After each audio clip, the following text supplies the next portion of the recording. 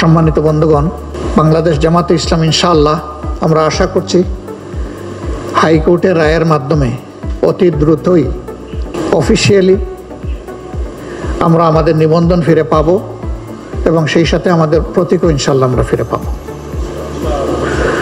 দুর্ভাগ্যজনক, হাইকোর্টের রায় দিয়ে আমাদের নিবন্ধন বাতিল করা হয়েছে, আর বুশ সভার বক্তব্য দিয়ে আমাদের প্রতীক খেয়ে ফেলা হয়েছে।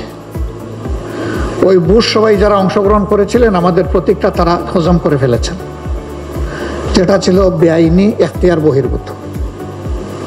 আর তখনকার নির্বাচন কমিশন নিজেদের দায়িত্বের কথা ভুলে গিয়ে একটা অন্যায্য পরামর্শকে তারা কার্যকর করে আমাদেরকে বঞ্চিত করেছেন।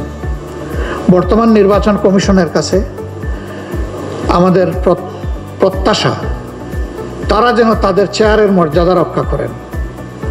আমরা কারো কাছে কোনো ফেভারিজম চাই না, কিন্তু কারো প্রতি কোনো ডিসফেভারিজম আমরা দেখতে চাই না। তারা যে জায়গাটায় বসেছেন এটা আমানতের জায়গা, সম্মানের জায়গা, বিশ্বস্ততার জায়গা এবং জাতিকে একটা ভালো নির্বাচন উপহার দেওয়ার জায়গা।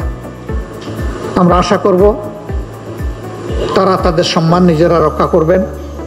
তারা যদি তাদের সম্মান রক্ষা করে চলেন, বাংলাদেশ জামাতে ইসলামী তার সঙ্গত অবস্থান থেকে সকল প্রকার সহযোগিতা তাদেরকে দেবে। কিন্তু যদি এখানে কোনো ব্যতিক্রম আমরা লক্ষ্য করি, তাহলে অবশ্যই সে দায়িত্ব আমরা পালন করব, আমরা চুপ থাকবো না। তবে আমরা আশা করতে চাই যে তারা সঙ্গত দায়িত্বটাই পালন করবেন। আগামীর বাংলাদেশ সত্যিকার অর্থে একটি গণতান্ত্রিক, মানবিক, দুঃশাসন এবং দুর্নীতিমুক্ত বাংলাদেশ হোক, সেটা আমরা দোয়া করি। যুব সমাজের প্রতি আমাদের কমিটমেন্ট, আমরা তোমাদেরকে এই দেশ গড়ার কারিগর হিসাবে দেখতে চাই।